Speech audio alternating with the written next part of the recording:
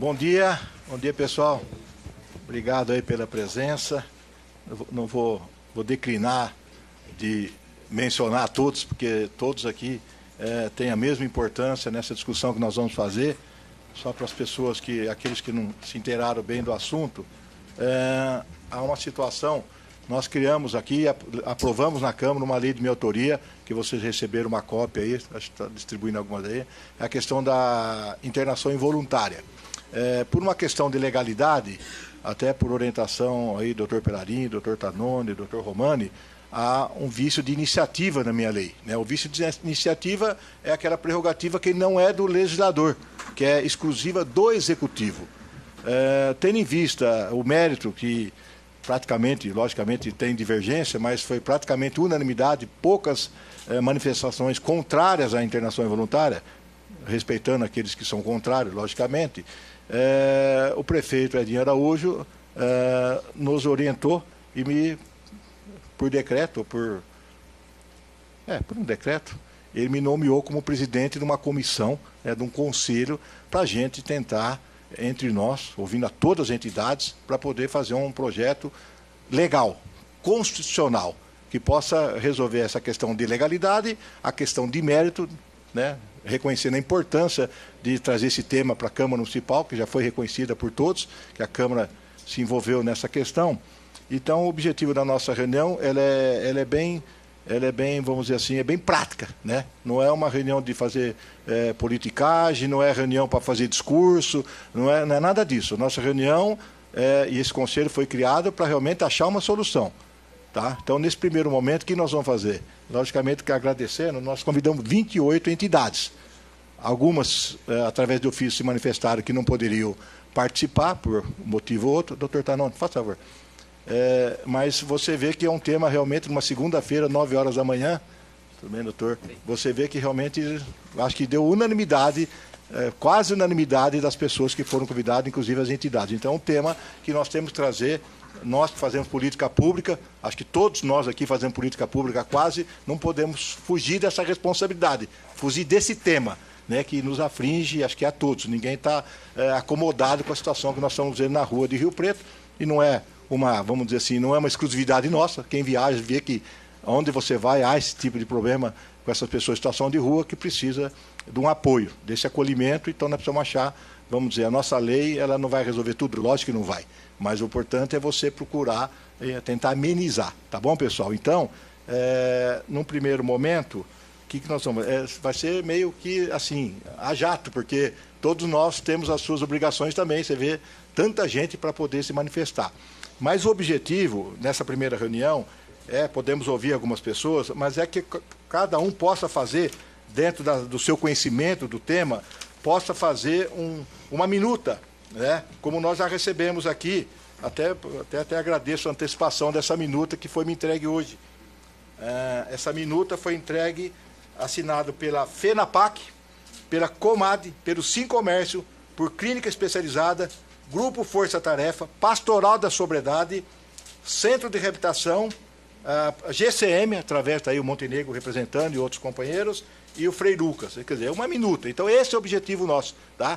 Não é um objetivo aqui, é democrático. Nós vamos reunir tudo isso e juntos, nós vamos construir uma minuta, né, para poder encaminhar o prefeito, que tem todo o interesse de mandar esse projeto para casa, através do Executivo, para ficar dentro da legalidade. No primeiro momento, para fazer uma abertura, apenas para se posicionar a respeito do tema, vou abrir para o doutor Evandro Pelarin, que ele possa se manifestar sobre esse tema, o que ele acha, quais são as sugestões. Depois nós vamos abrir um tempinho para cada um, para a gente fazer uma coisa bem dinâmica, tá? Ok? Presidente Paulo Paulera, eu agradeço ao convite e peço desculpas aí pela demora. Nós passamos ali na CIRP, tem mesmo horário, a destinação solidária, então tivemos que passar lá também. Então, mas eu agradeço o convite e mais uma vez reitero publicamente a nossa visão sobre o ingresso do Legislativo no tema. É de fundamental importância, presidente, que o Legislativo se faça presente nesse debate, como está se fazendo presente. O tema é um tema difícil, complicadíssimo, né? E eu acho que o mais importante do que acertar ou não, presidente, é o ingresso, é estar junto, é mobilizar a sociedade, né? Eu acho que um grande ponto aqui nesse projeto, que eu acho que todos nós podemos contribuir alguma coisa, né? Estive conversando bastante com o Dr. Júlio sobre o tema também. Eu acho que é a questão das comunidades. As comunidades terapêuticas são uma realidade, ela é um serviço que tem que ser prestado. Nós temos que distinguir, né, aqueles casos em que há mal feito, coisa errada, né, enfim, daquelas comunidades que são sérias, que fazem um serviço bem feito, né, que buscam fazer, né, e fazem e integram esse sistema da saúde, né? Até acho que o Dr. Júlio vai dar uma contribuição importante, aí, uma ideia que ele apresentou para mim nesse sentido, eu acho muito importante, que é essa integração das comunidades dentro da lei, né? Evitando-se aquelas, vamos dizer assim, muitas vezes o que acontece, né, daquele rapto, né, aquela coisa feita na rua, né, que é difícil, é complicado, choca-se com a lei, né, mas do tratamento bem feito, equilibrado, enfim, né, com a referência na saúde municipal. Eu acho que nós também temos que despir, né, de alguns preconceitos que foram sendo criados. Se por um lado nós tínhamos, e o Brasil ainda tem essas reminiscências em geral, daquele modelo manicomial, né, de prisão das pessoas, né, enfim, nossa história nesse aspecto é muito chocante, né, é muito cruel, mas nós também não podemos estar do outro lado, né, e condenar todo e qualquer modelo que tenta prestar saúde para as pessoas que precisam, né, e de uma assistência. E esse caso da internação involuntária é um tema que vai ao encontro dessa necessidade, né? A saúde, né, é o dever do Estado, mas também nós todos temos que integrá-la. Então, eu acho que esse é o pontapé inicial, presidente, e parabenizar o senhor, o Legislativo, mais uma vez está aí, todos que estão aí, né, caminhando conosco nesse tema, né? Talvez uma das pessoas que eu mais converso todos os dias praticamente, o Dr. Júlio, caso a caso, né? Teve muitos casos de internação involuntária pedido pela Defensoria Pública, né, com acompanhamento, e a gente vê a dificuldade. Só vou aqui terminar, presidente, falar de um caso que nós nos deparamos na quarta-feira, lá na cozinha, né? Uma senhorinha, 63 anos, há 40 usuários de crack, 40 anos usuário de crack. Foi várias vezes acolhida, né? E estava lá, jogadinha num canto, aquele colchãozinho, né? E nós fomos lá conversar com ela. O que ela pediu? Eu falei, o que a senhora quer, né? Aí falou, eu quero um copo de Coca-Cola, olha só. Mas eu não estou conseguindo andar, as perninhas estão tão machucadas, enfim. Então foi lá para o Cirineu acolheu, né? Mas aí vamos conversar, fui também, né, conhecer um pouquinho da história dela. Ela já está com a filha e com a neta no crack também. Então, olha a chaga que nós estamos vivendo com essa doença, né? É uma epidemia do crack, dificílimo. E aí só estou citando esse caso só para fazer um contraponto aqui, né? Eu converso bastante com o João também, só para fazer um contraponto para aqueles que têm uma solução mágica, né? Eu acho que essa pessoa tem que se apresentar, porque em lugar no mundo conseguiram essa solução. Então, essa pessoa que fala, não, tem que ser assim, ela precisa se apresentar e, né, dizer que, né, se for ao encontro da lei, né, para a gente tentar efetivar. Mas, enfim, a internação involuntária é uma previsão legal da legislação federal, pode ser aprimorada aqui no nosso município, né? E parabéns mais uma vez, presidente, a todos que estão envolvidos aí nessa caminhada. Dr. Júlio. Bom dia a todos os presentes. Obrigado, presidente, primeiramente pelo convite para estar aqui nesse evento, nesse encontro. Também pretendo ser bastante breve e a gente tem tratado desse tema de várias formas, em vários ambientes, em diversas oportunidades e em diversas ocasiões. Talvez se nós estivéssemos tratando dele há 9, 10 meses atrás, nós não teríamos tanta probabilidade, chance de chegarmos a bom termo como nós temos hoje, depois desse processo todo de caminhada conjunta. Muitos aqui nós provavelmente já tenhamos tido diversas reuniões, algumas inclusive viagens, estou vendo aqui o Cabo Júlio, enfim, diversas ações conjuntas. E hoje, certamente, nós estamos mais preparados, presidente, para tratar desse assunto do que estávamos há 9 meses atrás. Talvez uma gestação, tempo de uma gestação, para a gente ter condições mesmo de... E as condições que eu digo é condição de segurança, de confiança, de conhecimento, de disposição. E, então, fico bastante motivado e esperançoso para que nós tenhamos, de fato, aqui uma construção conjunta, muitas e diversas mãos, a partir de diversas áreas de conhecimento, de experiências. E dizer também, presidente, que é um tema técnico, essencialmente técnico, e que há lugar, sim, para ideologias, preferências, mas esse lugar deve se dar no plano político, da discussão, do debate, do diálogo, aí no ambiente mais político, e é o que nós não pretendemos, particularmente a nossa instituição, até por ausência de atribuição legal para isso, não necessariamente invadir e tratar nessa área. Nós pretendemos dar a contribuição no plano técnico jurídico. Também dizer que é importante que nesses primeiros encontros nós temos condição de fazer aquilo que até conversei com o Dr. Evandro a respeito, fazer aquilo que a gente costuma fazer em ambientes multipolarizados, com uma diversidade de representações, e num tema difícil, que é a avaliação, o alinhamento de expectativas. Então, esses primeiros encontros servem para isso, para a gente entender quais as expectativas de cada um, o que se pretende. Há muitos desejos e interesses, os legítimos, inclusive, mas que precisam ser alinhados para que a gente tenha condições de encaminhar. Um outro ponto também, presidente, o que sugiro é que nós tenhamos também já em mente que esse tempo de todos nós, evidentemente, é um tempo valioso, e a gente precisa lançar mão de medidas para que ele, de fato, seja produtivo, o mais produtivo possível. Então, hoje eu sugeriria também, além desse nosso alinhamento, a gente poder ouvir e ser ouvido, a gente tem condições também de pensar num cronograma de trabalho. Penso aqui, presidente, que de fato precisamos ter aí determinado um tempo, começo, meio e fim.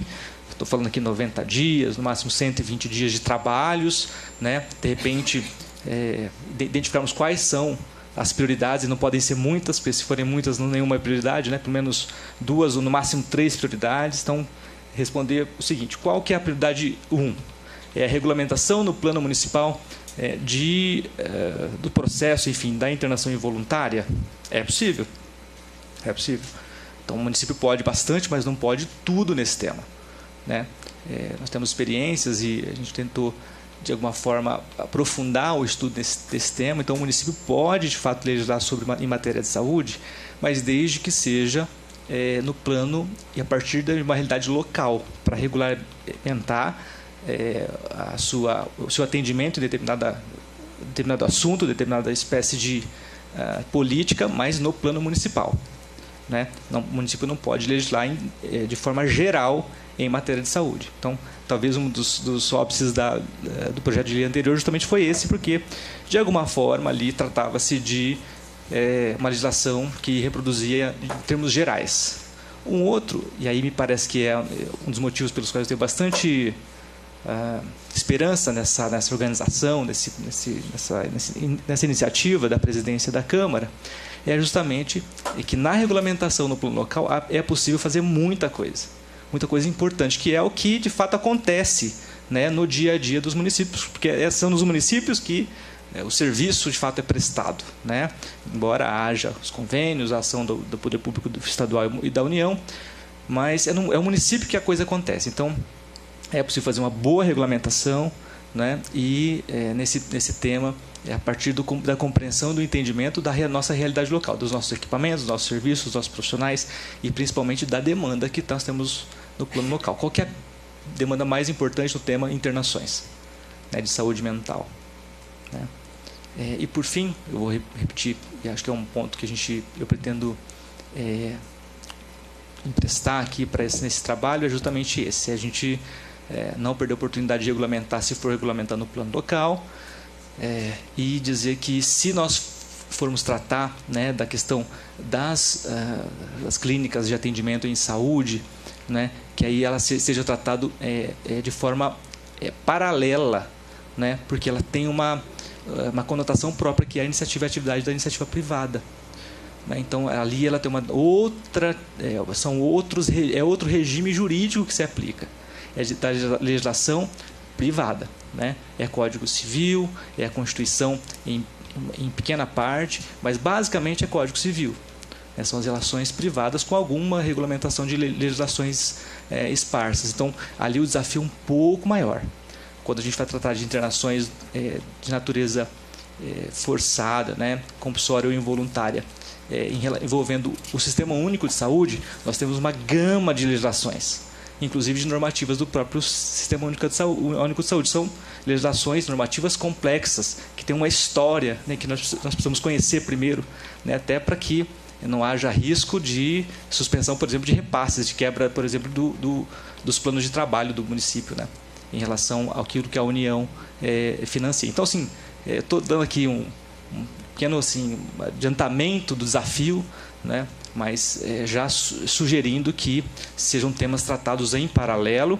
Ambos são bastante importantes. Nós reconhecemos a importância do serviço público, que é prestado de natureza pública, mas principalmente de interesse público das clínicas, né, das clínicas privadas. Mas nós precisamos primeiro ter essa avaliação, né, de que são temas de naturezas diversas, que em alguns momentos se sobrepõem, interagem, mas que são naturezas diversas e, em termos de legislação, precisam ser tratados também de forma diversa. Tá bem? Então, agradeço, presidente, novamente, e fico à disposição para ouvir os presentes e a gente poder ter esse tempo, então, de alinhamentos de expectativas de projetos aqui. Obrigado.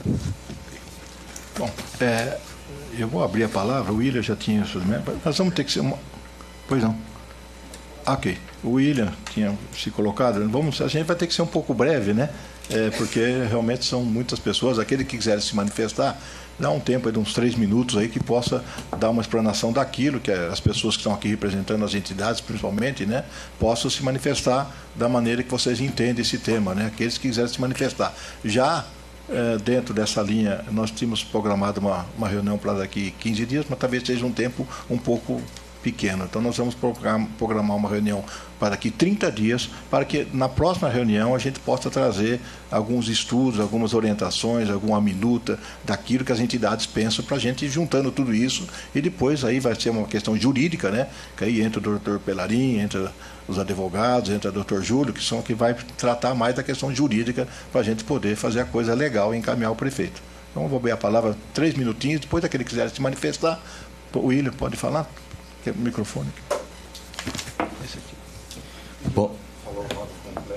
Poderia levantar, se for o caso? Quiser levantar aqui, e se a pessoa que for falar, se identificar, por favor, que a gente possa estar... Bom dia a todos, bom dia, mesa. Primeiramente, obrigado pela oportunidade. Meu nome é William Tomás Arruda, sou natural de São José do Rio Preto, aqui representante da FENAPAD, que é a Federação Nacional dos Profissionais que Tratam Alcoolismo e Outras Drogas, no município de São José do Rio Preto. E muito importante a fala do Dr. Júlio, do Dr. Evandro, referente a gente criar, né, um cronograma de estudos para que a gente alcance realmente os objetivos propostos por esta casa, para, enfim, estabelecer aí alguns parâmetros legais da lei federal que rege a internação involuntária. E dentro desses critérios, existem duas coisas muito importantes que nós precisamos nos atentar, que é não só quanto a lei federal ou o programa criado da lei municipal, que desde o início essa era a proposta, para se colocar uma lei federal no município, para que nós possamos criar um programa em cima dessa lei federal, para que a gente pudesse dar estruturas para as comunidades terapêuticas que são criadas como comunidades terapêuticas, mas que atuam como clínicas especializadas fora da regularidade. Então, a gente precisa ter algum respaldo, a gente precisa ter programas para que a gente possa ir para dentro dessas instituições que estão prestando um serviço de responsabilidade do próprio Estado, que para a gente poder regularizar essas instituições, para que elas possam poder atender cada vez mais pessoas com muito mais qualidade, com o serviço que é previsto em lei federal, que é a Lei 13.840, e também no parecer técnico do Conselho Federal de Medicina, que é a Lei 8.000 de 2021, que prevê todos esses critérios de unidade de saúde e da clínica especializada em dependência química. Então, acredito que é um primeiro momento muito importante. Vamos discorrer bastante sobre o tema, sobre o assunto durante esse tempo, e é um privilégio estar entre vocês e poder fazer algo pelo nosso município. Obrigado. Ok. Registrar a presença do vereador Cabo Júlio, que está ligado muito nesse tema, né, das pessoas em situação de rua. Quem gostaria, o seu João Passo, vai falar em nome da CIR? É da CIRP? Não. Sim Comércio. Sim Comércio. É muito bom ver todo mundo junto aqui. Obrigado pelo convite. Esse movimento todo acabou acontecendo por causa dos comerciantes. A gente acabou lá no início, né, doutor Pelarim? E a coisa foi crescendo, né? Eu achei muito importante uma coisa que o Júlio colocou aqui, que é a questão de cronograma e prazo. A iniciativa privada, para nós, isso é muito importante. Quando a gente coloca a questão de prazo, o presidente colocou 30 dias, eu acho que é muito. Eu acho que a gente tem que reunir, daqui uma semana tem que ter alguma coisa na mão. Não dá para esperar mais. Tá? A coisa está se acelerando cada dia mais. Nós precisamos criar uma lei municipal que regulamenta a questão da distribuição de comida na rua. Ontem, em frente ao Correio, estava uma loucura. Se eu não me engano, o município gastou agora recentemente 3 milhões para desentupir bueiros, não foi isso? Então, são marmitas jogadas pelo chão, garrafa PET jogadas pelo chão. Então, a gente precisa acelerar esse processo, que não dá mais para esperar. Tá? A coisa está se complicando cada dia mais. Agora na televisão, agora cedo, apareceu São Paulo, lá o Perto Shopping Vila Lobo, na Avenida Leopoldina, já ocuparam todos. O pessoal reclamando que não pode mais usar a ciclovia, a coisa vai se complicando. Eu acho que no Rio Preto, eu tenho batido isso, tá aí a Janaína fala, a Dani, eu tenho falado isso aí. Rio Preto tem sido um exemplo.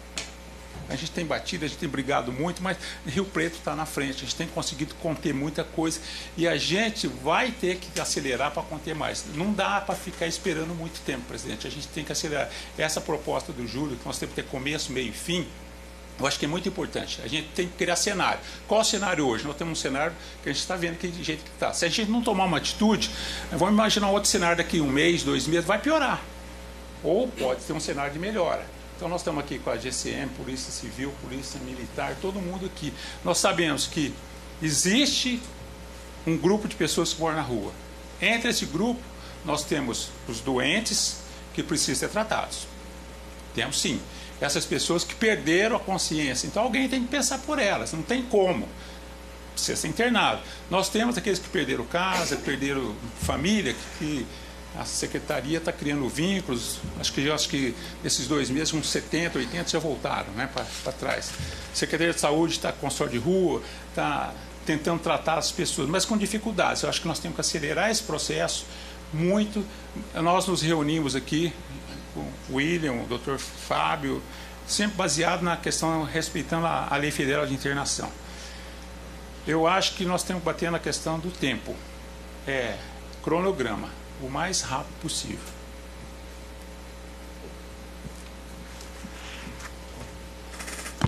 O vereador quer falar alguma coisa? Quem gostaria de se manifestar?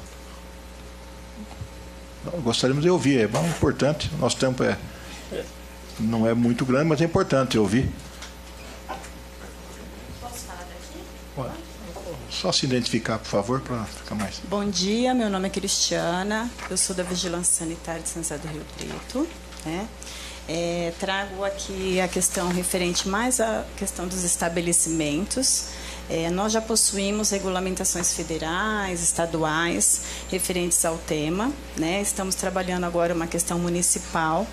Acho muito importante a colocação referente, depois eu acho que a Dani pode falar melhor da questão terapêutica, mas referente aos estabelecimentos, que nós possuímos a portaria CVS 1 de 2020, que é a portaria estadual, que regulamenta a questão sanitária. Né? Ela prevê os códigos nacionais de atividades econômicas, Nela existem 2 CNAEs para comunidades terapêuticas e o CNAE para questão hospitalar. Importante falar que as internações devem ocorrer em ambientes licenciados como hospitais, né? A atividade de atendimento hospitalar. E os acolhimentos devem ocorrer em comunidades terapêuticas, que nós temos regulamentados hoje 2 CNAEs no estado de São Paulo, né? As comunidades terapêuticas de interesse à saúde e as comunidades terapêuticas de interesse social. O que diferencia é que de interesse à saúde elas podem conter, dentro dos seus recursos humanos, profissionais de saúde, médicos, enfermeiros, assistentes sociais, psicólogos, tá? Porém, dentro do estado de São Paulo, são os 3 CNAEs que são regulamentados para esse tipo de atividade. E nos preocupa bastante porque o que se aplica aos estabelecimentos tem referência a essa questão. Então, quando nós vamos fiscalizar um local que interna pessoas, a exigência é de uma forma. Quando você vai fiscalizar serviços que acolhem pessoas, seja de interesse social ou à saúde, as exigências são diferentes, né? Então, assim, nos preocupa bastante qual vai ser a garantia desse tipo de assistência. Nesses locais precisa ter recursos humanos habilitados, garantia de continuidade da assistência e não sei até que ponto o município pode instituir serviços que não estão preconizados na portaria estadual, né? Nós já temos a federal, a 13.840, que ela fala em referência a isso. Hoje, no município licenciado para internação, nós temos o Hospital Bezerra de Menezes e temos comunidades terapêuticas de interesse social, de interesse de saúde para acolhimentos, né? Então, eu queria só fazer essa colocação porque nos preocupa bastante. É muito importante que essas pessoas sejam assistidas em locais que tenham recursos humanos, que possuam estrutura física. E, assim, a gente tem a questão do que aplicar, ao que legislação aplicar. E as legislações, elas são referentes às atividades econômicas, né? Dentro da portaria CONCLA do IBGE, ela institui quais são as atividades e dentro da portaria estadual CVS1, ela institui quais são os CNAEs, né? E o que compatibiliza isso é a portaria CVS1. Então, a gente tem muito interesse em contribuir em relação a isso, para que tenha garantia mesmo de assistência, que essas pessoas tenham realmente um resultado de reabilitação, de reinserção social, dentro de todo um plano terapêutico aí que existe. O município tem uma rede bem completa em relação a essa questão, né? Então, era só essa colocação que eu queria fazer, que nos preocupa bastante, essa questão de colocar clínicas, instituir clínicas, e o que seria regulamentado, né? Assim, a gente não tem hoje estadual, federal, portarias para nos nortear o que ser fiscalizado. Então, até que ponto seria menos restritivo, mais restritivo? Então, nos preocupa bastante essa questão, tá? Uma pergunta. Essa portaria CVS só determina o hospital? Nenhum tipo de outra entidade pode atender? Isso, doutor Fábio. Acho que até o senhor já participou de uma reunião com a gente da OAB, né? Mas vou ampliar para todos aqui. Internações, o que a gente tem dentro da portaria CVS1 para internação é só o CNAE de atendimento hospitalar. Tá? Que, no caso, seria um hospital especializado, né? Que seria aplicado as legislações específicas para esse tipo de atendimento, né? E os 2 CNAEs referentes aos acolhimentos são as comunidades terapêuticas mesmos, que aí diferencia de interesse social e interesse à saúde. Tá? Alguém gostaria de se manifestar? Fala.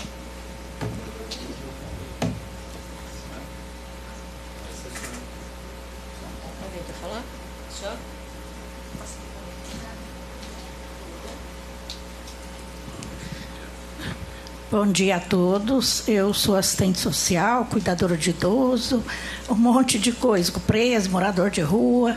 Fiz meu TCC em cima dos moradores de rua.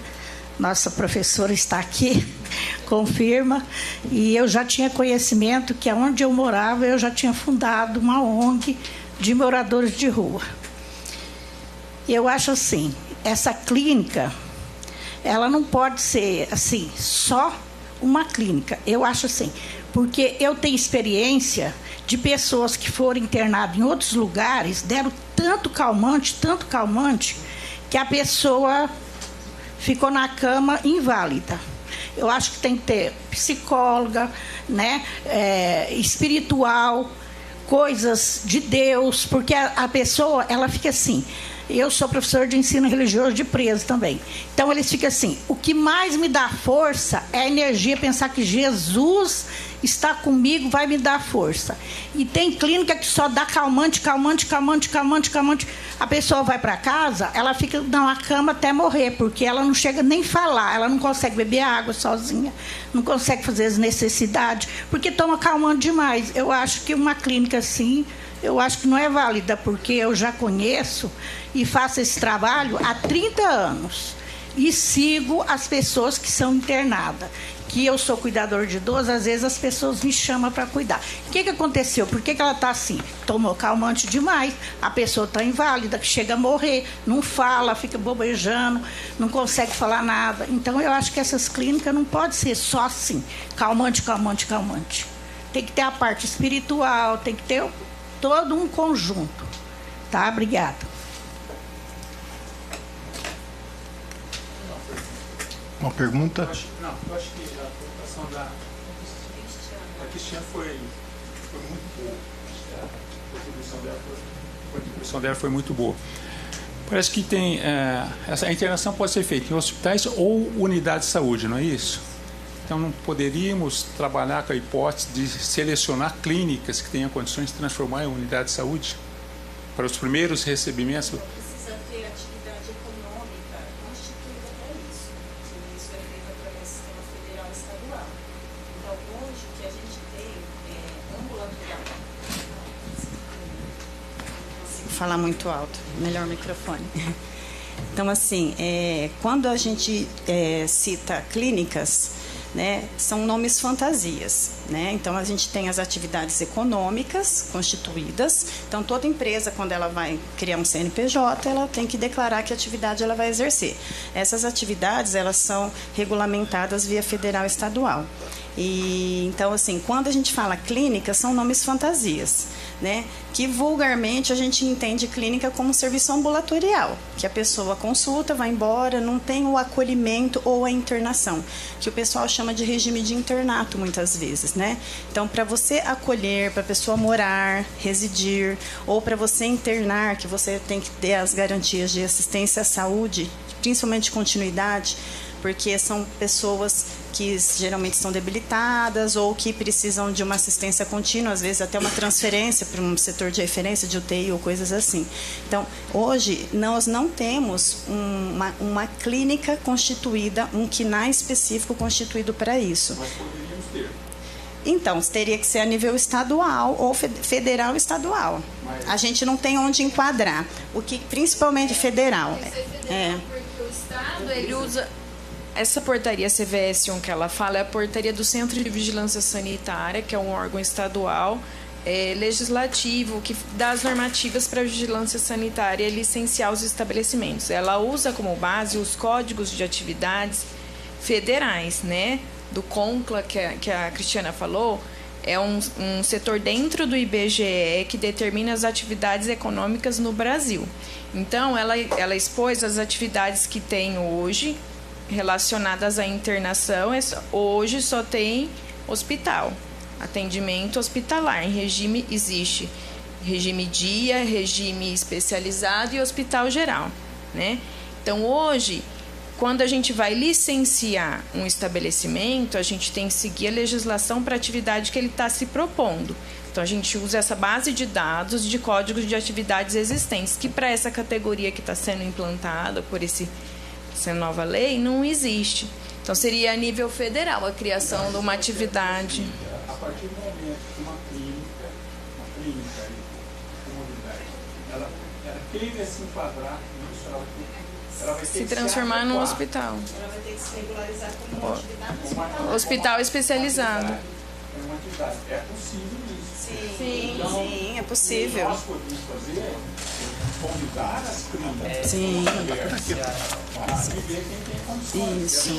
Sim, exato. Sim, exato.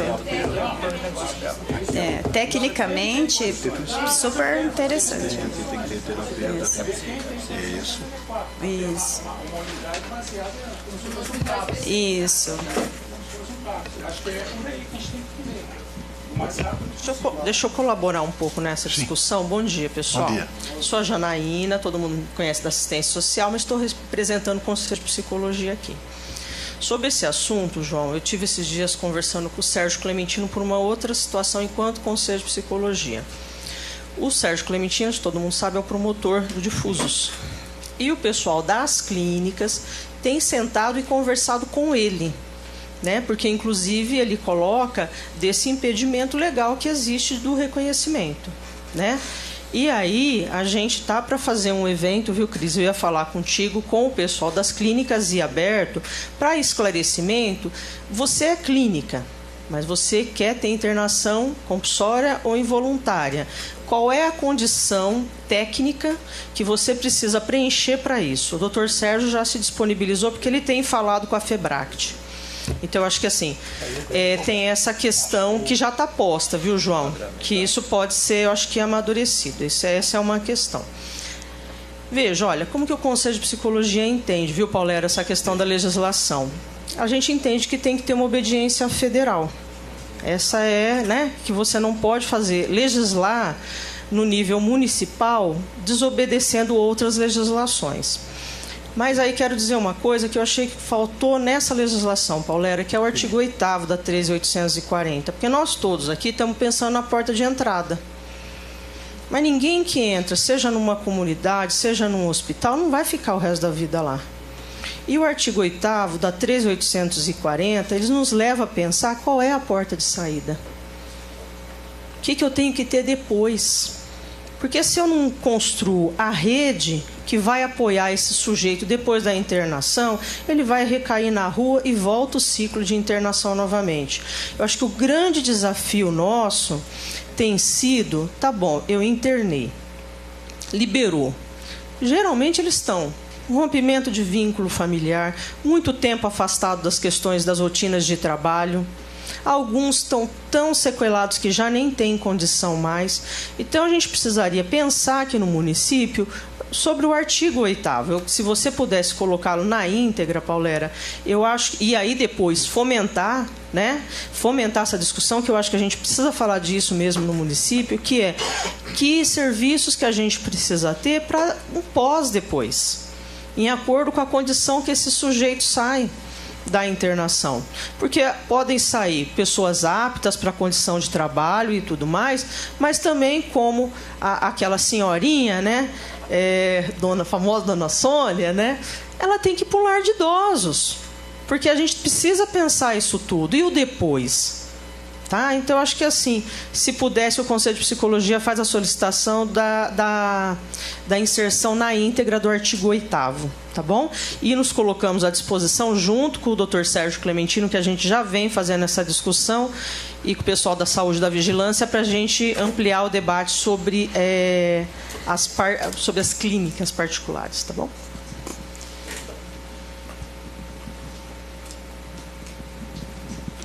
Obrigada. Oi, bom dia. Meu nome é Maria Isabel. Eu estou representando aqui a ONG Amor Exigente, né, que já está em Rio Preto há 30 anos. E eu estou no Amor Exigente há 23 anos. Tenho um filho dependente químico em recuperação e fui para o Amor Exigente por conta disso.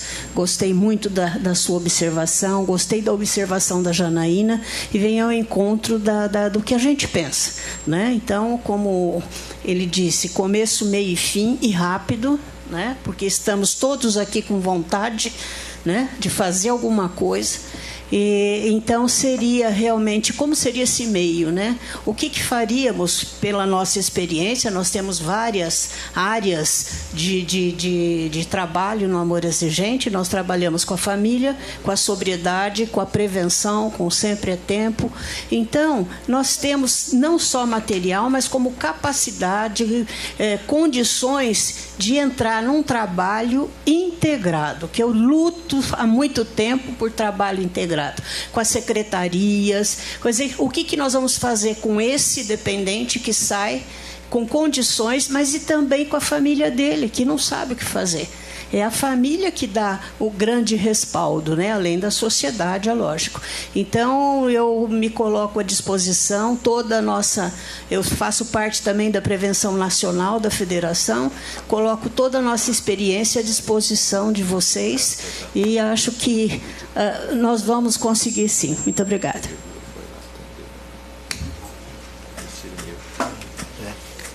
Bom dia. Pois não. Sou Daniela Terada, da Secretaria de Saúde, da área técnica de saúde mental, que eu gostaria de acrescentar até o que foi falado.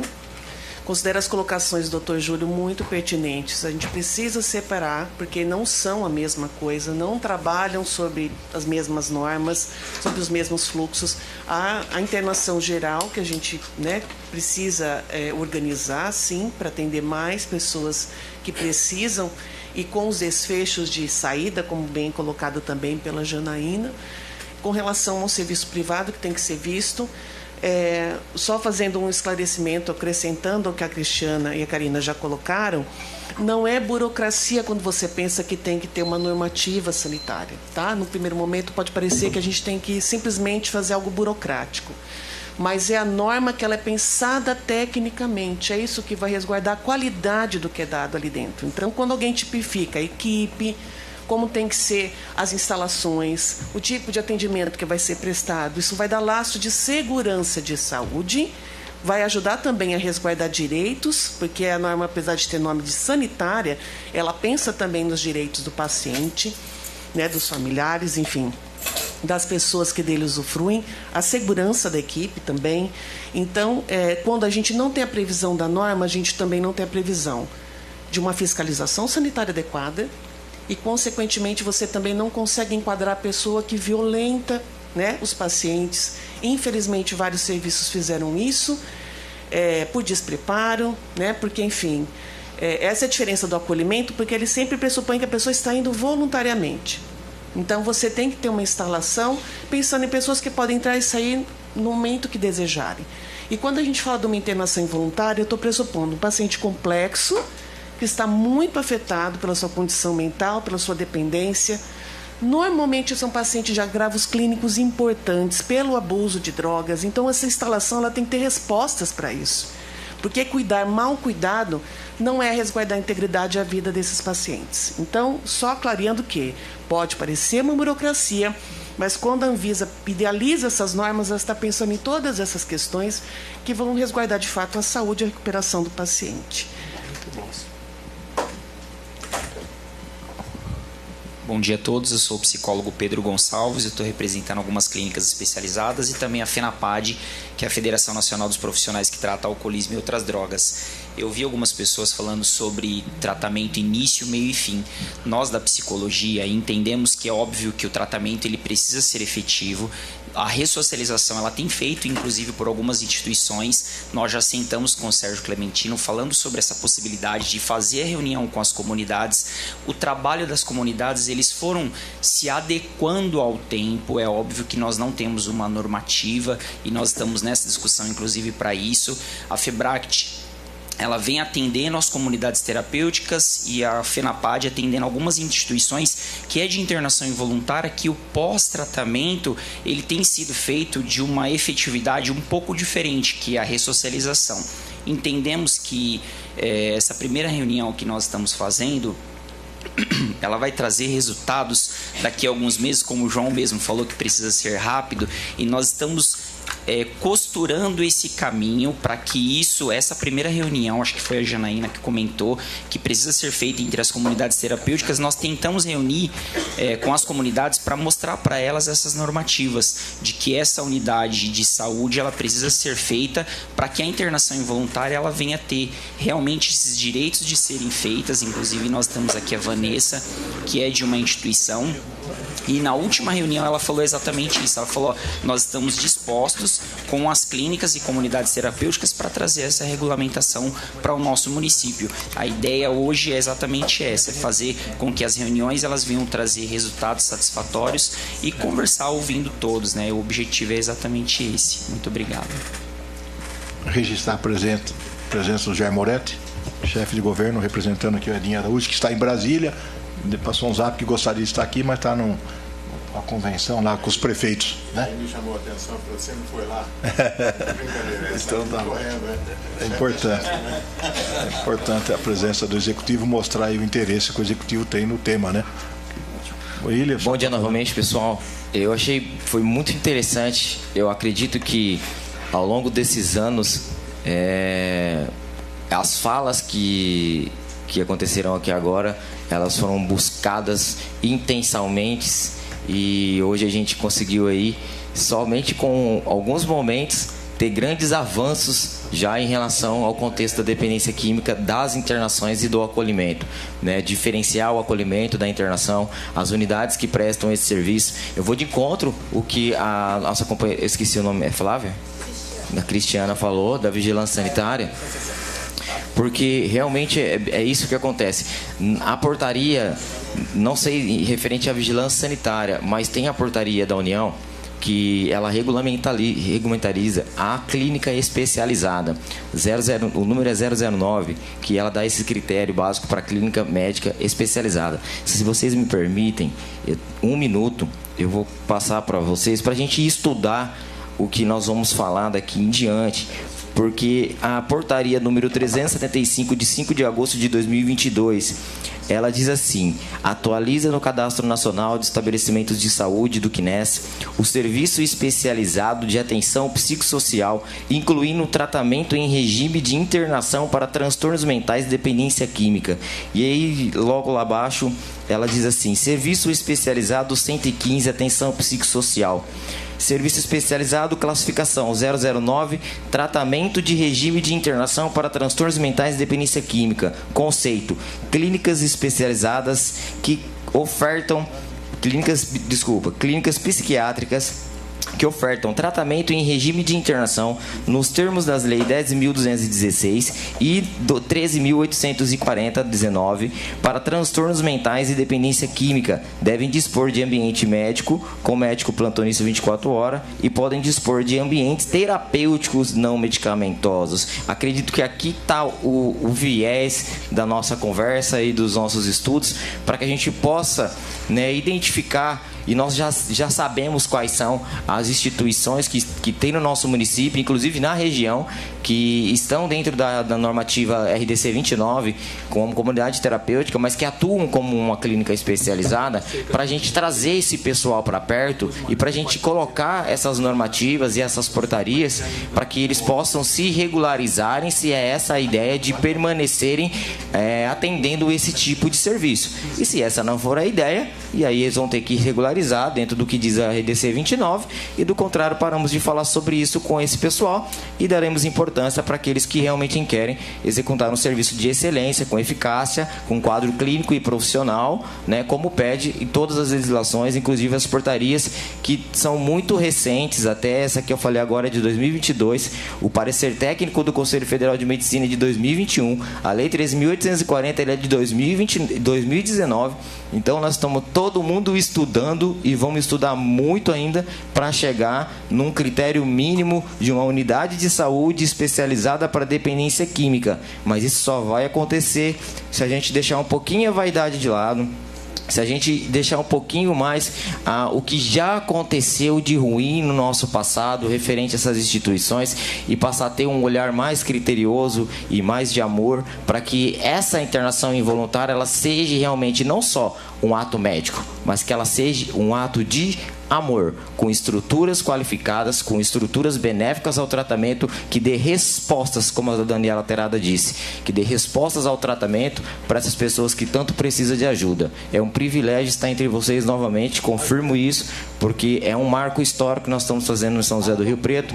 Como já disse, foi falado pelo nosso colega, São José do Rio Preto, o João, São José do Rio Preto está à frente de muitos municípios, né? Estamos tomando essa iniciativa de correr atrás de algo que muitas outras pessoas estão se afastando, né, dessas pessoas, e a gente está indo em busca de solucionar não um problema, mas sim de resgatar a sanidade mental dessas pessoas, de dar para elas novamente a família, de fortalecer esses vínculos e de ressocializar. E indo de encontro que a colega falou, a Janaína, da questão do artigo 8º da Lei 3.840, realmente ele traz essa gana para a gente buscar esse conhecimento. Mas se a gente parar um pouquinho para pensar, se a gente criar uma estrutura de unidade de saúde dentro do que diz a portaria, dentro do que diz a 3.840, o Conselho Federal de Medicina, nós já temos esse respaldo, porque o que nós fazemos hoje no município é o pós-tratamento. Pode ser o pós-tratamento de uma internação involuntária. Ele pode voltar para a rede para fazer esse acompanhamento. É só uma indagação para a gente poder estudar um pouquinho e tentar entender e às vezes utilizar dos serviços que já prestamos para vir de encontro com o que nós estamos tentando fazer com mais qualidade quanto à unidade de saúde, atendimento especializado para dependência química. Obrigado. Passar aqui para o Jair Moretti, a palavra aqui do Executivo. Muito bem, bom dia a todos. Em nome do prefeito, ele está em Brasília e pediu que eu viesse representá-lo. Primeiramente, eu queria cumprimentar o doutor Pelarim, o doutor Tanoni e o Paulera, aqui à mesa, o Cabo Júlio, que está aqui presente, o vereador. É o seguinte, eu acho que o que é interessante nessa questão toda, eu acho que o Paulera está de parabéns, porque ele pelo menos provocou uma discussão. Essa questão acho que merecia já mesmo uma discussão. Vocês se recordam que o Paulera propôs esse projeto de lei, o prefeito teve que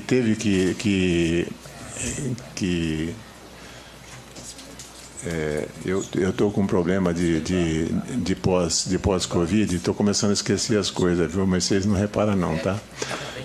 O prefeito teve que vetar, porque teve muitos pareceres jurídicos que haveria de votar, especialmente na questão que ele acabou de falar, que parece que o problema maior está nessa questão de clínicas aí, né? Que teve um parecer da saúde.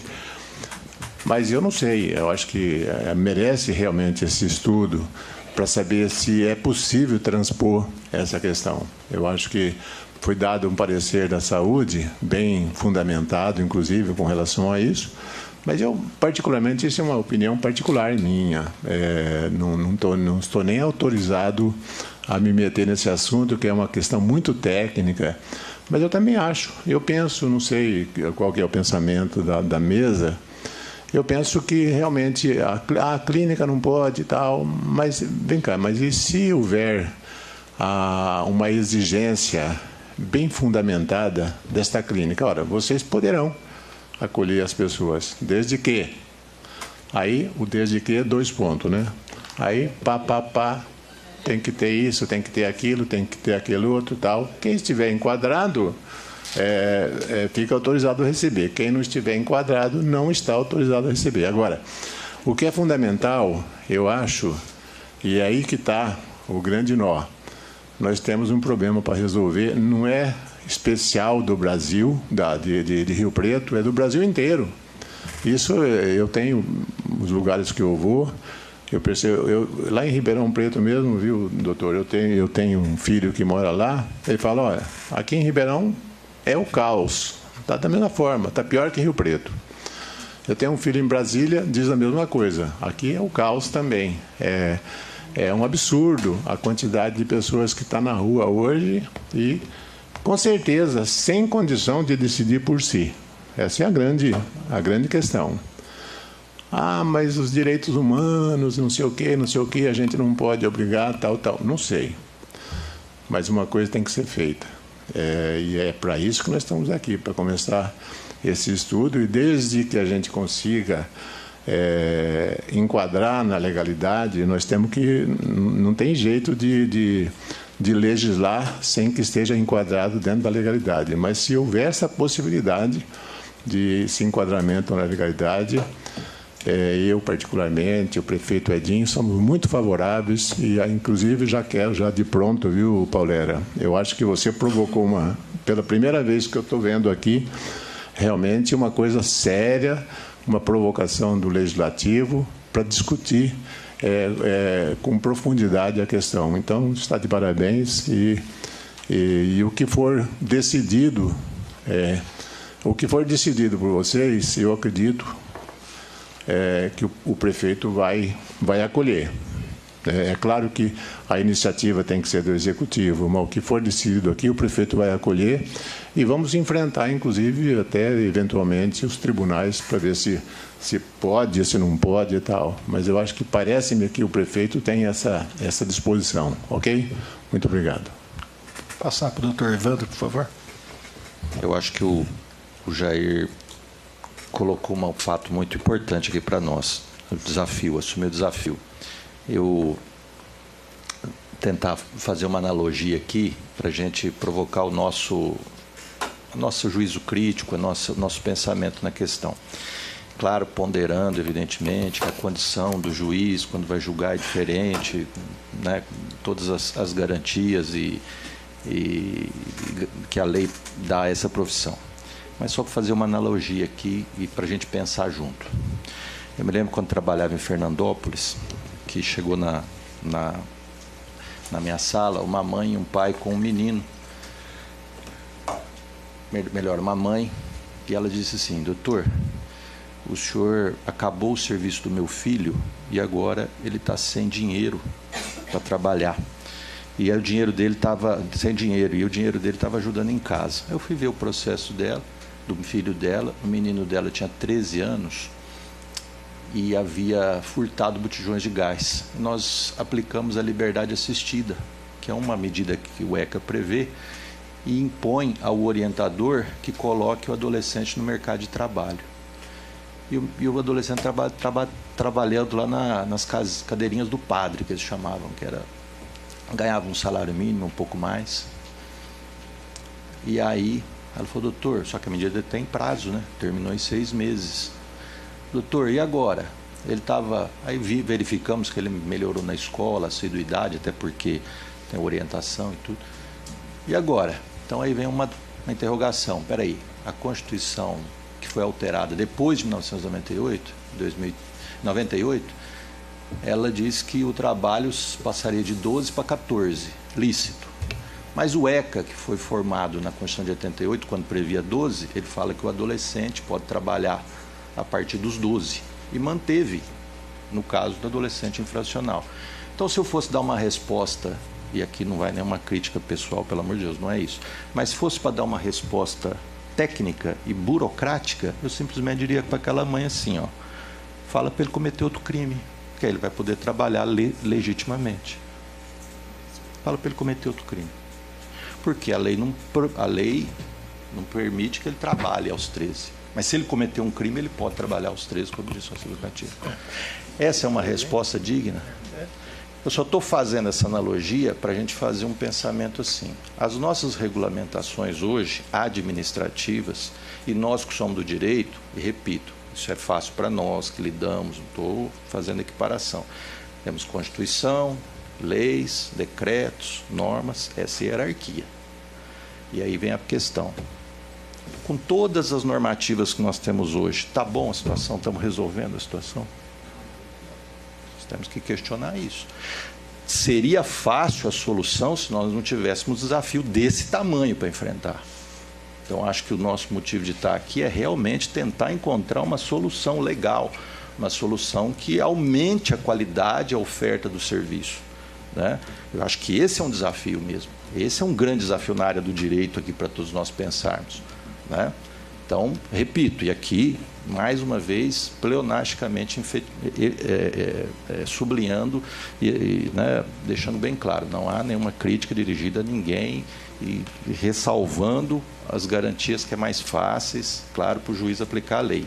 Mas, se nessa questão nós nos escudarmos unicamente nas regulamentações que temos, não avançaremos.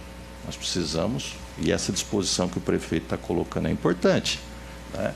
Nós precisamos provocar mudança. Precisamos provocar mudança. A mudança não vai vir, não, somos nós que somos os agentes da mudança, da transformação. Essa responsabilidade é nossa mesmo, de encontrar, né? E aqui repito, né, que nós colocamos, acho que isso aqui é um pressuposto, né? Imagino que ninguém deve estar pensando diferente disso. Ninguém é a favor de uma comunidade terapêutica tratar mal uma pessoa, pelo amor de Deus. Isso aí acho que é um pressuposto, né? Ninguém tá de acordo que se trate mal, que se prenda, né? Que se vá à rua sequestrar uma pessoa. Não, ninguém é a favor disso, pelo amor de Deus. Mas nós temos que olhar a nossa realidade. Será que esse serviço aí, acho que é a grande questão, até é superior. Será que esse serviço contribui ou não para ajudar a mitigar, enfim, encaminhar? Se contribui, nós precisamos achar uma saída legal para que esse serviço se efetive, né? E aqui, só para completar essa pequena provocação que acho que nós temos que fazer, é dizer o seguinte: nós estamos aí num Titanic que está afundando. Se nós olharmos e ficarmos apenas tocando a música belíssima que tem, né, e dentro das prerrogativas de todos os apontamentos normativos que tem, nós vamos ficar tocando uma música linda, mas o barco está afundando. Será que nós não vamos ter que né? Eu acho que esse é o grande desafio que nós temos, né? Um desafio pesado, difícil, né? Não é fácil. Agora, só para terminar aqui, uma pequena sugestão, que eu acho que a provocação do presidente nos permite a fazer isso. Passei agora uma mensagem para o Frei Lucas, e aqui fica também como sugestão, embora não ligada ao tema, paralela a ele, né? No domingo, 21 pessoas voluntariamente quiseram sair dali, né? Não é tratamento, quiseram sair dali e ser acolhidas. Algumas precisam de tratamento, estão lá no Cirineu. Verifiquei agora com o Frei Lucas, dessas 21, passada uma semana, quantas estão lá e quantas... Ele me disse que 4 deixaram o serviço. 3 deixaram. Uma foi para a Santa Casa, precisou de tratamento, foi para a Santa Casa, e 3 abandonaram o Cirineu. Então, por enquanto, nós temos aí 20% de evasão, né, mais ou menos aí, né? E aí o Dr. Ju já colocou esses dados e, grosseiramente falando, a internação involuntária ou a compulsória, enfim, ela tem uma chance de sucesso em 5 anos de 3%. Né? Cada 100, 3 não voltam a usar em 5 anos. A internação voluntária, 30, né? 10 vezes mais. Então fica aqui uma sugestão das comunidades também aproximarem-se mais do Bezerra, dos hospitais, aproximarem-se mais do Cirineu, aproximarem-se mais para esse convencimento dessas pessoas. Acho que é uma grande dificuldade que nós temos também, né? De fazer com que essas pessoas, né, tenham consciência da necessidade, né? Acho que tem muitas, principalmente o pessoal que trabalha com comunidade há muito tempo, o pessoal da saúde sabe disso. Parece que tem um momento, né, que é o despertar, né? Mas tem um momento na pessoa que é o despertar. Às vezes a gente tenta com tudo e não consegue, né? Mas às vezes a gente pode antecipar esse despertar, né, dessas pessoas, né? Então é só pequena provocação para a gente pensar aí. Ok. Dr. Júlio. Vou aproveitar aqui e pegar um gancho nas palavras do Dr. Evandro, também para encaminhar. 1 hora aqui aproximadamente de reunião. Nós temos, claro aqui, que nós temos 2 demandas complexas e bastante distintas para atendermos, que é, primeiramente, historicamente, a demanda da população em situação de rua, a demanda de atendimento de saúde dessa população em situação de rua, da demanda de atendimento em saúde mental dessa população em situação de rua e as internações voluntária, involuntária e compulsória da população em situação de rua. Acho que esse é o tema que movimentou e tem movimentado mais, historicamente, mais a comunidade geral, enfim, os serviços, os profissionais, os hospitais. Me parece que é o caso de a gente tratar separadamente essa questão da questão da regularização, do apoio, né, da estruturação das clínicas, das comunidades terapêuticas, daquelas comunidades terapêuticas que querem se transformar em clínicas especializadas. Isso foi uma impressão que eu tinha, até quando cheguei aqui, tentei, com alguns radares ligados, né, entender a demanda e fazer um histórico também das matérias que a gente tem acompanhado. E então eu proponho aqui, presidente, que essas questões sejam tratadas separadamente, até porque uma não não prejudique, né, o andamento, a dinâmica de desenvolvimento da outra. Foi dito aqui que em algum momento, acho que a Janaína comentou que o Dr. Sérgio tem um expediente tratando, eu não sei se coletivamente ou individualmente de uma comunidade terapêutica. Tá. Então eu sugeriria aqui, até para em termos de encaminhamento e andamento dos trabalhos, que é esse tema da regularização das clínicas. Eu estou usando aqui genericamente, né? Comunidades terapêuticas que estão funcionando como clínicas, e aqui eu preciso fazer um registro para todos nós. Todo tipo de internação involuntária ou compulsória que estejam sendo exercidas em comunidades terapêuticas, elas são ilegais. E os seus responsáveis podem ser enquadrados, inclusive em tese, no crime de sequestro de cárcere privado. Estamos falando de uma questão de natureza criminal, para além das responsabilidades cíveis e administrativas, que é a suspensão, né, e o cancelamento de registro, a própria autuação pela vigilância sanitária. Então, só que de outro lado nós temos uma realidade histórica posta, que se coloca, né, compulsoriamente na nossa realidade aqui, que é a existência de clínicas que cumprem um papel importante na sociedade. Sem elas, a situação estaria muito mais difícil para as famílias, para os pacientes e para a comunidade de modo geral, né, e que precisam desse apoio governamental para seu aprimoramento. De um lado, nesse tema, nós temos a questão que até comentava com o presidente Paulera aqui, que é o plano de negócio dessas instituições, que na prática, ao cabo, são empresas. Elas fazem investimento e prestam um serviço, e a partir desse serviço elas se remuneram dentro de um plano de negócio. Então, precisa ter, aqui eu tenho uma lista aqui disponibilizada para nós, de médico a recepcionista, passando por uma série de outros profissionais. Então, ela vai avaliar se ela tem potencial e interesse de fazer investimentos a ponto de esse investimento ser viável do seu ponto de vista econômico, financeiro, né, e lucrativo para ela ao final. O fato é que ela não pode ficar com os dois pés em duas canoas. Ou ela é comunidade terapêutica, ou ela é clínica especializada. Ela tem que entender qual que vai ser a sua vocação, né? Então, acho que a federação aqui, eu não sei o nível de representação, mas acho que é importante ter essa representação, né? Eu sugeriria também uma assistência jurídica, né? Um advogado ou advogada especializada no tema. Estou vendo aqui o Dr. Walter da OAB.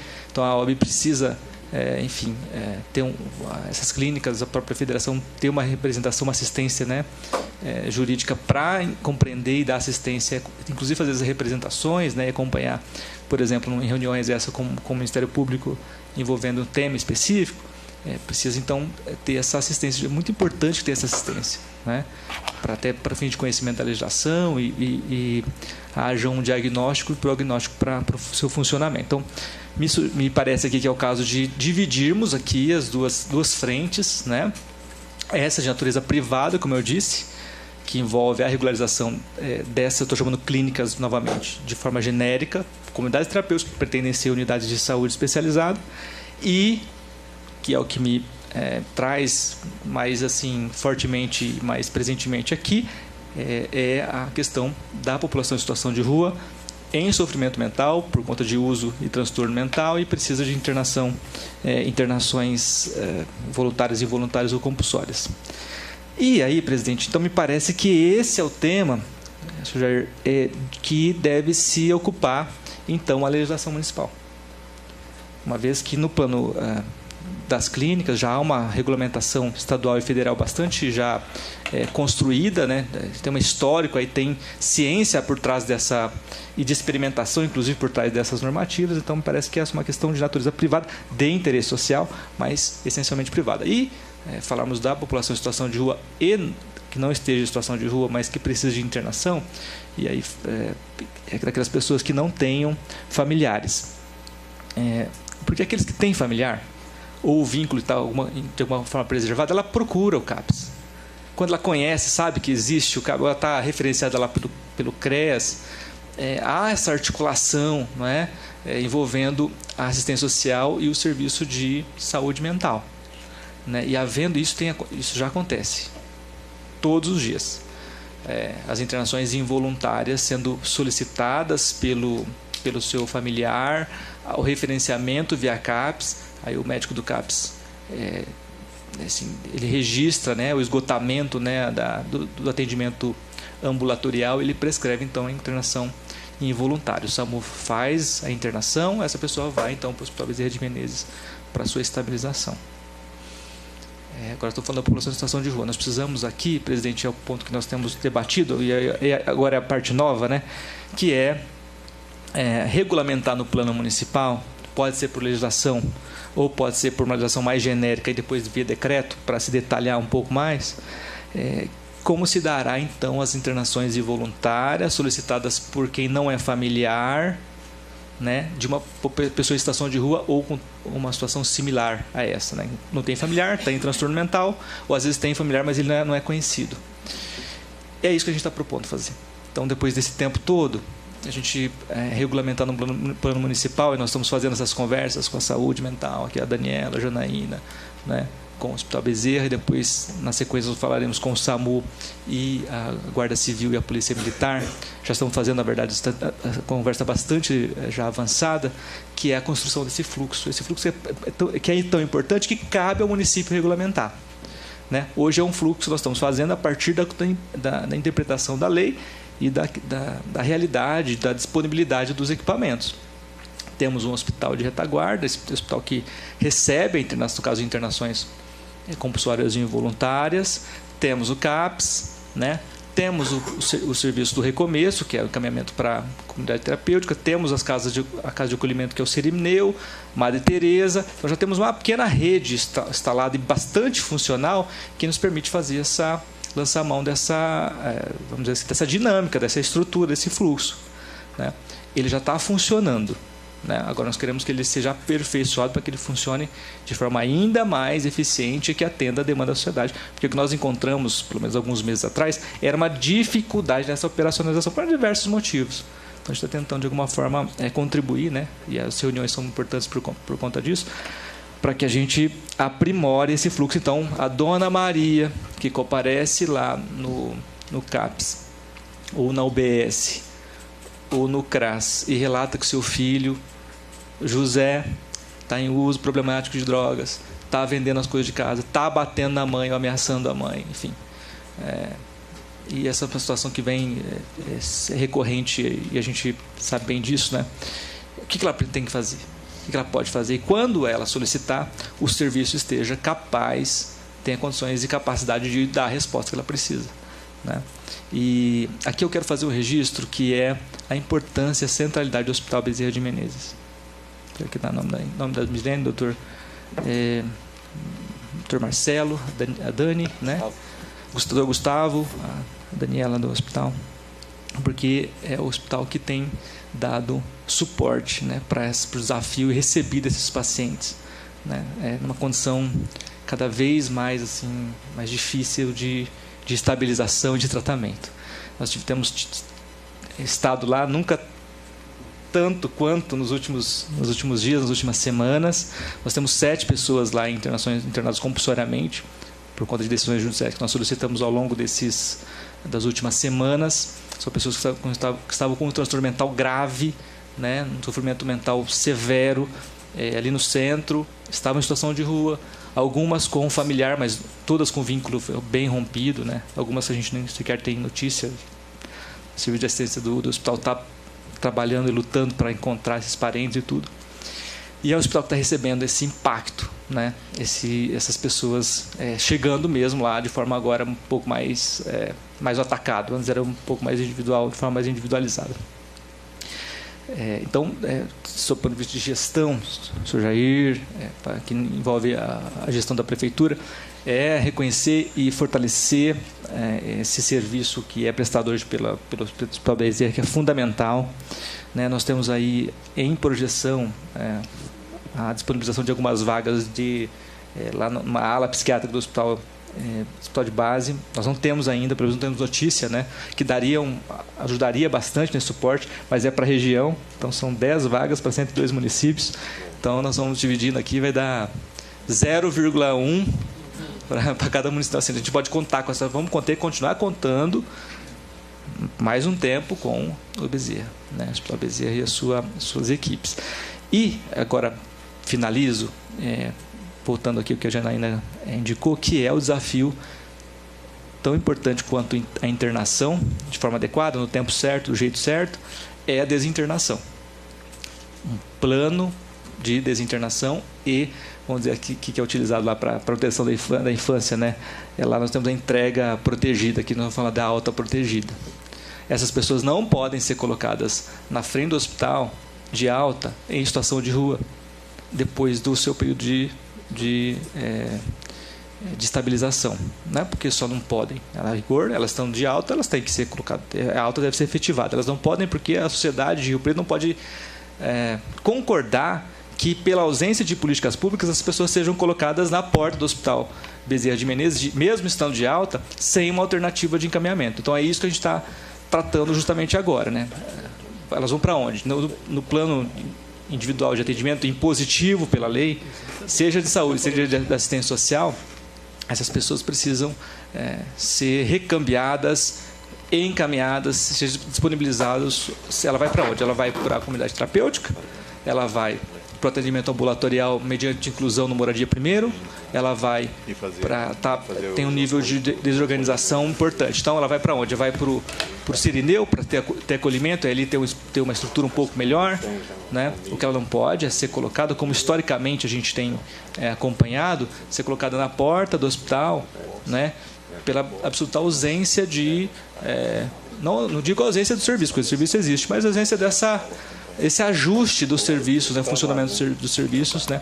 E aqui passa, evidentemente, pela disponibilização, mas passa também, olha só, pela persuasão, conversa com os médicos, psiquiátricos, clínicos responsáveis pelas internações, porque se eles não estiverem integrados, né, para eles é o ato médico. Eles vão prescrever a alta e a equipe administrativa do hospital, pois bem, você está livre. Essa pessoa, evidentemente, ela vai voltar para a cena de uso, vai recair aí em poucas horas, talvez minutos, né? Só talvez seja o tempo de deslocamento até chegar no ambiente de uso novamente. Então, assim, é isso que a gente tem visto ao longo do tempo, é isso, presidente, que eu tenho a impressão que a legislação municipal tem condição de regulamentar, né, de forma precisa, mais programática, mas bastante precisa, e que vai dar a resposta rápida aí da forma que a sociedade precisa e merece. Tá bem? Então, acho que era isso. Okay. Deixa eu fazer uma pergunta. Sim. Vai excluir do objeto da lei, então, a regulamentação das clínicas particulares, é isso? Vai tratar do atendimento? Então, doutor Fábio, é uma decisão política essa, tá? Então, é uma decisão que a Câmara, né, a pessoa do presidente Paulera vai deliberar, porque eu tenho a impressão que essa é uma solução de natureza, em primeiro momento, né, posso te rever, mas pelo que a gente tem avaliado até aqui, de natureza administrativa, né? Então, assim, eu vi aqui que tem uma indicação de um TAC, em termos de ajustamento de conduta, para a ampliação do prazo de... Aí tem muito mais a ver com plano de negócio dessas entidades. Aquelas que não tiver condição de se adequar à legislação, às normativas da vigilância sanitária, o município, pelo menos no primeiro momento, o município não tem competência para regulamentar aquilo que já é objeto de regulamentação no plano estadual e federal, principalmente federal. O município tem para regulamentar no plano local por realidades locais. Então, vamos dar um exemplo aqui. Imagina que Rio Preto tivesse uma situação de pacientes que, por conta de um transtorno mental causado por uma doença que só acontece aqui em Rio Preto, imagine que a gente tem um problema na água ou uma questão do ar, e aí as pessoas desenvolvem uma patologia mental que só em Rio Preto tem. Aí o município teria, eu tenho a impressão que o artigo 30 da Constituição Federal fala que a competência para legislar em matéria de saúde é concorrente, mas é concorrente dentro das suas atribuições, né, do plano das realidades locais. Então o município tem condição de legislar sobre temas locais de saúde. Então, se aquela doença, aquele tipo de doença só acontece em Rio Preto e não houver legislação federal a respeito, o município tem competência para legislar. Tirando isso, ausente essa condição, doutor Fábio, então nós entendemos que a legislação que venha tratar de temas que já são tratados em matéria federal, elas podem ter um risco bastante grande de serem suspensas em seus efeitos ou declaradas inconstitucional por conta de regulamentação anterior. Então, eu estou sugerindo, e é a nossa impressão, que a regulamentação das clínicas se dê, novamente, no âmbito administrativo, não necessariamente legislativo. Talvez caiba alguma regulamentação, que a gente não consegue descer a minúcia agora, né? Isso aí deve ser objeto de uma análise um pouco mais aprofundada, mas, assim, em princípio, eu tenho a impressão que a questão do atendimento e as internações involuntárias, né, em relação à população em situação de rua, basicamente para regulamentar no plano local o funcionamento dos serviços locais. Então, assim, tem um hospital psiquiátrico de gestão municipal. Então, o que vai ser encaminhado para aquele hospital? Aí pode, não tem problema. Outra coisa, quais serão as secretarias que integrarão, né, exercerão essas atividades? Então, nós vamos ter habitação, assistência social, a saúde, quem vai compor? O município pode regulamentar, né? E aí o decreto municipal depois pode vir e dizer, olha, será um servidor da Coordenadoria de Saúde Mental, um servidor da Secretaria de Assistência Social lotado no CRAS, enfim no Centro POP. Então, é esse nível de detalhamento que a legislação municipal, eu tenho a impressão que ela deve tratar. Aí não seria nesse comitê, seria Não, pode aqui, pode ser. O momento é agora. É aqui mesmo. Aí a demanda, porque vai aumentar o fluxo de internação involuntária pela regulamentação aí do procedimento de internação, né? E pela quantidade de pessoas que tem aí, inclusive na rua, precisando. Pode. A pergunta é, tem vaga suficiente no Hospital Bezerra para atender tudo isso? Eu acho que esse é o ponto. Nós estamos falando de algo aqui, o que o senhor me disse aqui agora é o seguinte, nós estamos debatendo em cima de um tema que vai continuar sobre a mesma estrutura e que não tem condição de atender todo mundo. Então nós não vamos conseguir resolver nada. Desculpa, é a minha sensação que se a gente vai falar sobre o que a gente já tem e legislar sobre o que já tem, então não precisa dessa discussão, porque a gente já sabe que a estrutura não está sendo... não consegue suprir. Não é que não tenha, ela não consegue suprir hoje a necessidade. Porque se ela conseguisse, a gente não teria, de repente, essa demanda na permite, rua. qual que é o seu nome? Giovanni. Desculpa, não me apresentei. Está perfeito. Você está fazendo uma ilação, uma hipótese. Está partindo do pressuposto que o número de internações irá aumentar. Não necessariamente isso é uma hipótese. Uma outra hipótese, está partindo do pressuposto que o Hospital Bezerra de Menezes não teria condições de receber todo mundo. Essas pessoas. É uma hipótese. Então, nós precisamos ver se a sua hipótese, de fato, ela vai se concretizar, né? Em princípio, o Hospital Bezerra tem 160 é bastante leito. Nós temos hoje, internados involuntariamente ou compulsoriamente, Mislene, quantas pessoas?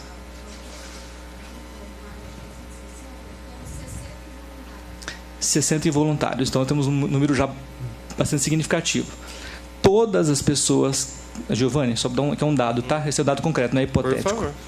Todas as pessoas que estavam referenciadas pelo serviço de saúde, principalmente pelo consultório na rua, que estavam com transtorno mental, com indicação de internação involuntária ou compulsória, elas estão internadas ou têm uma decisão de internação compulsória ou involuntária atualmente pendente. Porque no final do ano nós pegamos todos esses relatórios, nós não temos nenhum relatório pendente, pelo menos que a Defensoria recebeu, né? E nós pedimos... Havia indicação de internação compulsória ou involuntária? Nós pedimos judicialmente essa internação. Então, hoje, pode ser que agora nós tenhamos mais outros, mas não está referenciado pela saúde ainda. Quando tiver, a gente solicita. Então, assim, é uma hipótese. Pode acontecer, né? Mas, pelo menos ao longo desses meses, nada indica que isso vai acontecer. Nada indica. Talvez esse aumento seria um aumento que pode ser absorvido pelo hospital. O hospital tem uma estrutura bastante robusta, né? E, ao mesmo tempo, os 9 pessoas que estavam no centro de Rio Preto, que é o que está impactado, inclusive trazendo dificuldades para a região aqui do centro, principalmente. Elas contam hoje com internações involuntárias ou decisões determinando a internação compulsória. Ok. Para a gente já caminhar para o final, né? Ela está com o microfone ali. Lá depois passa lá para a gente Já. Bom dia, meu nome é Vanessa, eu sou proprietária de comunidade terapêutica, sou familiar de dependente químico e eu gostaria primeiramente de pedir, aproveitar aqui para pedir o apoio, a fiscalização dos serviços da saúde, para que eles não vão até a clínica ou até mesmo a promotoria quando tem uma denúncia. Por quê? Tem muita gente, como eu posso dizer com propriedade, que tem um problema na família, faz um trabalho sério. Eu, como já senti muita dor aqui de uma mãe, de uma irmã, uma filha que perdeu o pai para adicção, eu até falei na audiência, eu sei que tem clínicas que fazem um bom serviço. Só que vocês precisam entender o seguinte, pessoal, principalmente o pessoal da saúde, que fala muito de portaria, fala muito de normativa, enfim. O dependente químico, a síndrome da dependência química, ela tem 3 aspectos: físico, mental e espiritual. Quando vocês encaminham o paciente para o Bezerra, ele vai cuidar do físico. Por isso que se ele sai dali, me corrija se eu estiver enganada, vocês têm a parte terapêutica lá? Toda a parte terapêutica, espiritual, físico, todo o projeto terapêutico, ele engloba todos os aspectos a ser tratados. Tá certo, então eu retiro o que eu falei, mas tirando o Bezerra, já passei por outras cidades, instituições, até clínica particular mesmo, que é muito mais viável você dopar o paciente, o médico ir lá, passar, mal olhar o paciente, como acontece muitas das vezes no SUS, é o arroz e feijão para todo mundo, porque tive 2 familiares tratando no SUS e foi assim, um morreu. Simplesmente era diazepam, o clona e tá. E só. É o arroz e não adianta falar que é só em clínica, porque não é. Muitas das vezes você pega a pessoa ali alcoolizada, debilitada, a hora que ela está pedindo ajuda, que entrou no seu momento ali de sanidade, fala, eu preciso de ajuda. Muitas famílias pegam, as pessoas contratam aí essas clínicas, equipes de remoções, enfim, porque ou tira o cara daquela situação na hora, ou ela vai ver o cara morrer. Vai ver o cara cometer um suicídio, um estupro. Gente, eu estou falando de uma realidade. Eu fui, muitas das vezes, sim, buscar paciente dentro das suas casas, porque tinha filhos menores de idade implorando por ajuda.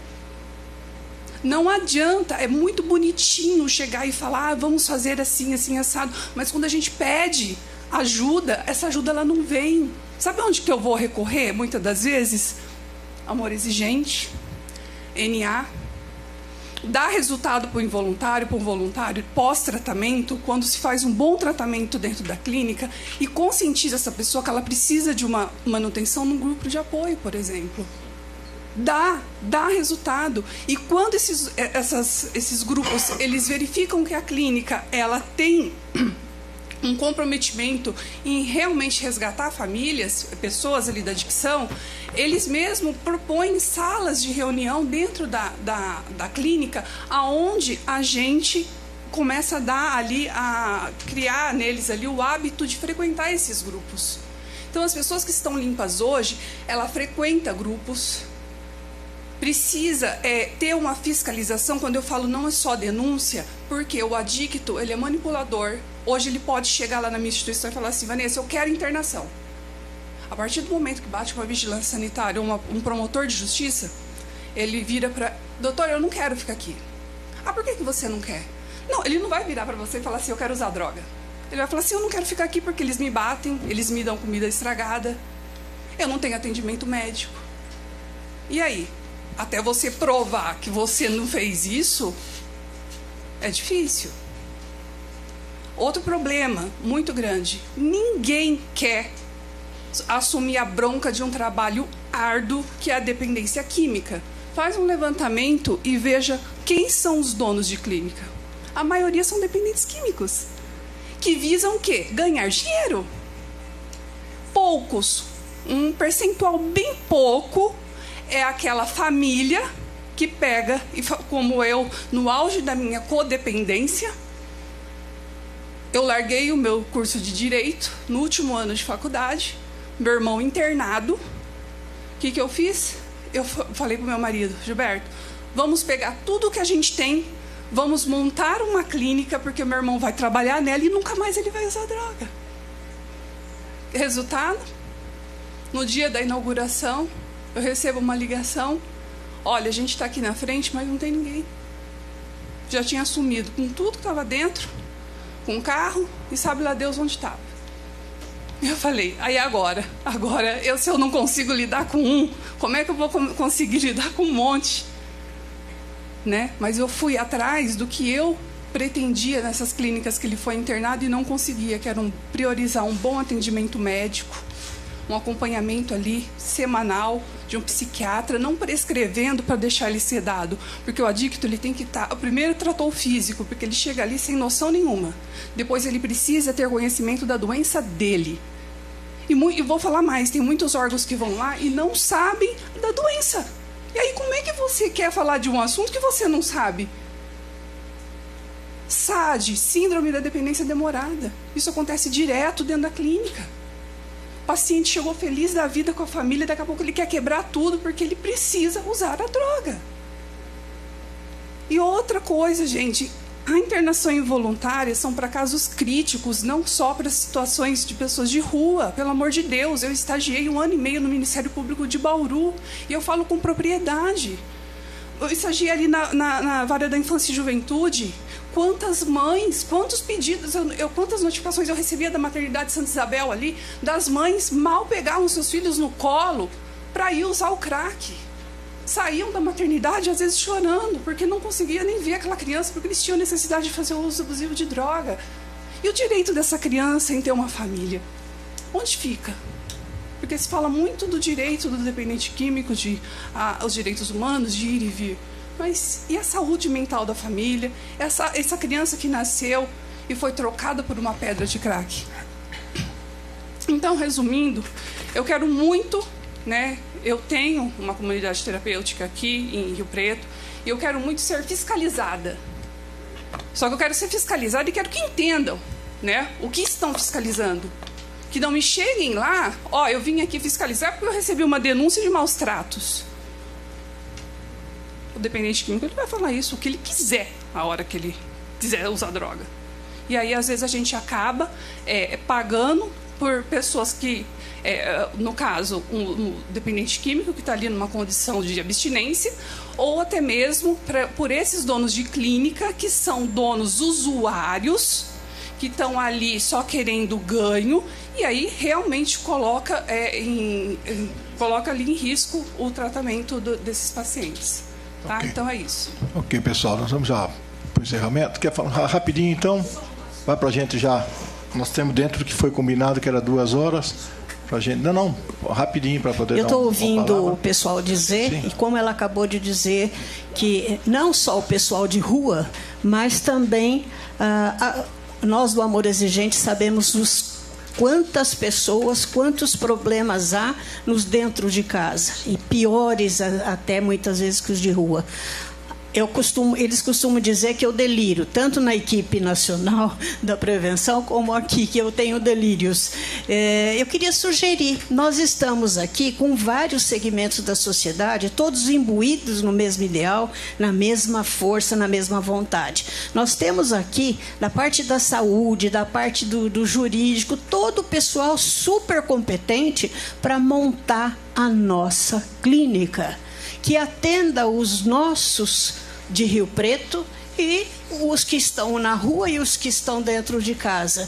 Eu acredito que seria como um polo também de capacitação para essas outras entidades de apoio. Acho que todo mundo aqui deveria se envolver na fundação de uma clínica de Rio Preto, para cuidados de Rio Preto. Obrigada. Ok. Ali, pois não. Bom dia a todas, a todos. Meu nome é Walter, eu sou representante da Comissão de Direitos Humanos da OAB. Vou ser bastante breve, apenas para complementar a fala da colega que mencionou sobre garantir uma porta de saída, né, para o usuário em situação de rua. O Dr. Júlio Tanoni também mencionou. Enfim, nesse sentido, gostaria de citar um programa criado no município de São Paulo, que pode servir de inspiração, né, para alguma política pública a ser formada aqui no município. Seria o programa Reencontro, né? Lá, eu trouxe aqui algumas notas, né?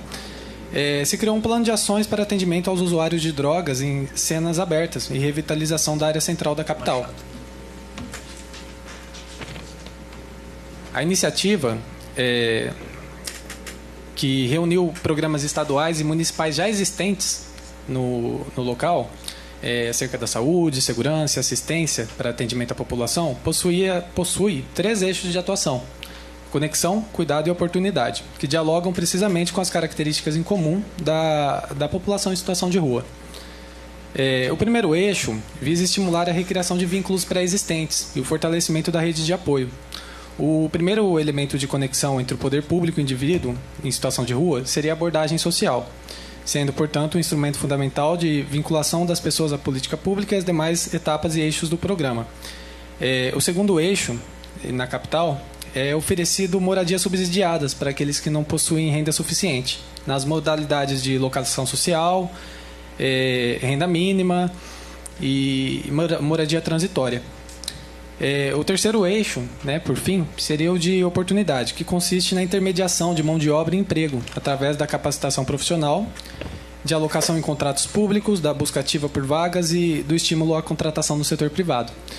Então, é nesse sentido que a Comissão de Direitos Humanos propugna, como uma alternativa que possa garantir a dignidade da pessoa humana, o Estado de Direito, enfim. Muito obrigado. Ok, pessoal, nós estamos já encerrando. Nós vamos fazer outras reuniões, porque senão fica... Então, mais uma palavrinha. O microfone é para... Tem que ter um salário para internar meu filho, eu não tenho. Eu fiz um projeto, mandei para o Covas, sim, mandei para Brasília, mandei para a Câmara Municipal e foi passado. E esse salário saiu. Ninguém aqui em Rio Preto sabe que foi eu que fiz esse projeto. E tinha esse projeto, eu sei, porque lá no Só Por Hoje eu trabalhava e depois as mães começaram a receber esse salário e internar os filhos. Porque eu cansava de ver as mães chorar, falar que não tinha dinheiro para internar. E esse projeto, depois agora, parece que foi tirado agora, com o novo presidente e tal, mas eu espero que volte de novo esse projeto, porque eu vi alguém falar em clínica, em situação financeira da clínica. Pode voltar esse projeto, O governo de São Paulo, federal, estadual, municipal, voltar esse salário para a clínica. Quem foi internado, a clínica ganha um salário. Tá bom. E na rua também, esses moradores de rua, tem médico, tem dentista. Por quê? Eu faço entrevista com eles, eles dizem, eu era dentista, eu era médica, eu comecei a usar droga, depois não parei mais, fui para a rua, virei morador de rua, virei pessoas de rua. Então, quer dizer, gente, tem que cuidar antes de ir para a rua. Depois que está na rua, fica difícil. Tá bom, pessoal. É apenas registrar que nós tivemos a presença aqui de 34 pessoas representando, logicamente, diversas entidades, todas as autoridades que já foram nominadas, não há necessidade de fazer. Acho que nós saímos aqui realmente avançando. Me parece, com toda certeza, que é um trabalho sério.